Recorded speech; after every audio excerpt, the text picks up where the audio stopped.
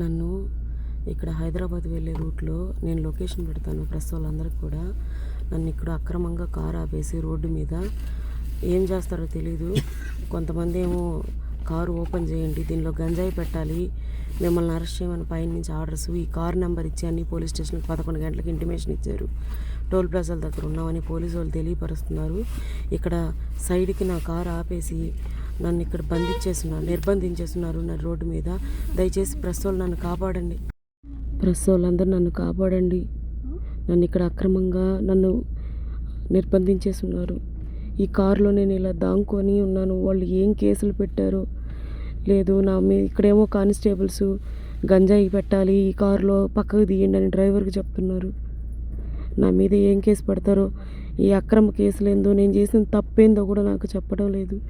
నేను కారులో ఇలా దాంకొని నా ప్రాణాలు ఉండిస్తారో తీస్తారో కూడా తెలియట్లేదు. నన్ను ప్రెస్ వాళ్ళే కాపాడాలి.